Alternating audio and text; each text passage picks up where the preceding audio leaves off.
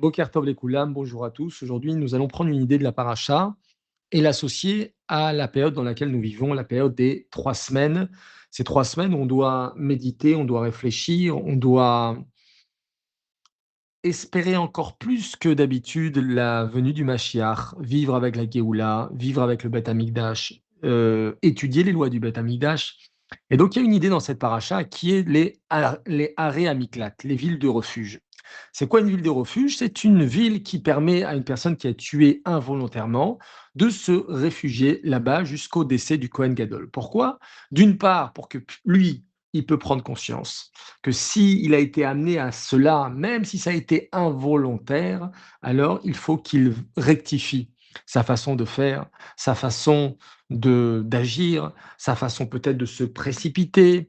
Et finalement, tout le temps où il va être là-bas, et ce temps finalement c'est Akadosh Baruch Hu qui va décider combien de temps, puisque c'est lié à la mort du Kohen Gadol, il va pouvoir se reconstruire, il va pouvoir retrouver une place dans la société. De l'autre côté, donc la famille de la victime aura le temps de pouvoir faire le deuil et de pardonner, parce que même dans ces cas très très grave, il existe toujours cette notion du pardon parce que quand je pardonne, c'est pas que j'accepte, mais c'est que je me libère d'un poids énorme. Je vivais avec ce poids énorme jusqu'au jour où je décide de pardonner. Je dis voilà, je sais pas pourquoi il a fait ça, je sais pas pourquoi cette chose-là, elle s'est réalisée.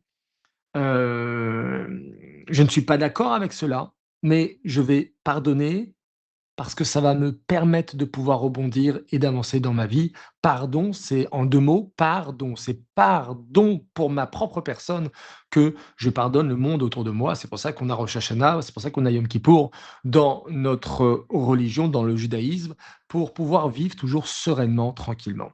Donc une des idées des villes, des refuges, c'était pour cela. La Torah, elle, explique que dans le Beth Amikdash, on n'avait pas le droit d'utiliser le fer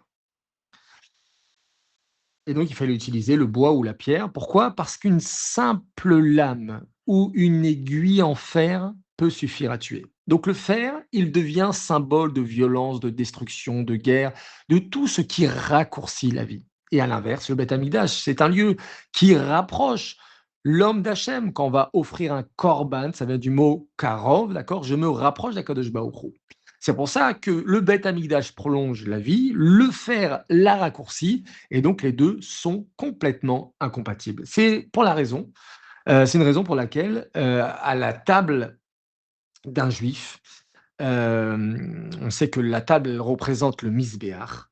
Au moment du Birkat Amazon, on remercie Akadosh Baruch Hu pour la nourriture et on demande la reconstruction de Yerushalayim et du Beth Amikdash. Et à ce moment-là, on a l'habitude de retirer le couteau ou de le couvrir. Pourquoi? Parce que le couteau, il représente le fer, symbole de la mort, alors que le Beth Amikdash représente la bénédiction, la vie, la paix, la reconstruction. Donc, il y a un lien comme ça de recouvrir le couteau pour Shabbat. Il me semble qu'il n'y ait pas besoin parce que Shabbat, c'est une dimension beaucoup plus haute qui nous protège de tout cela. Si on voit le premier meurtre de l'histoire, c'est le meurtre entre qui s'est passé avec Caïn et Ével. Caïn a tué son frère Ével.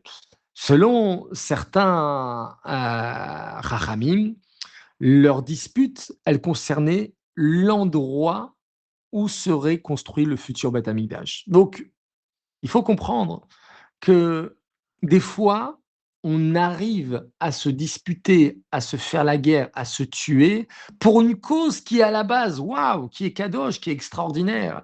Et ça, c'est le Yetzer Hara, qui va te pousser des fois, au nom d'une cause, de te faire des choses très graves. Par exemple, tout simplement, on va entendre une personne parler pendant Kaddish ou mal se comporter dans la synagogue. Si je suis en train de l'humilier, de le crier, de le réprimander devant tout le monde, eh bien, c'est encore plus grave que la faute que la personne elle a fait elle-même. Donc, au nom de vouloir bien faire, je fais encore pire.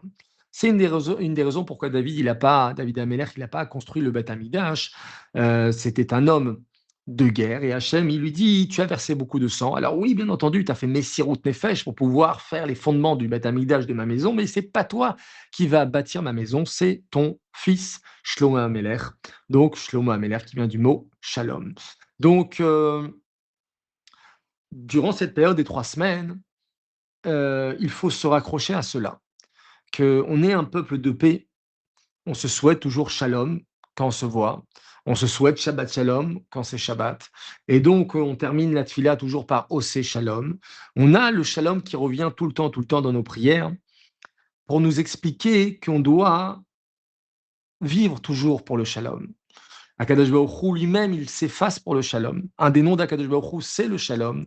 Alors, pendant cette période de 3 semaines, il faut voilà, se mettre dans notre ville de refuge personnel et méditer pour enlever tout symbole de ce fer et tout ce symbole du fer, tout ce symbole de destruction, de séparation, de discorde, de haine. Tout cela, il faut vraiment donc l'enlever complètement et mettre à la place de la compréhension et de la paix véritable et authentique.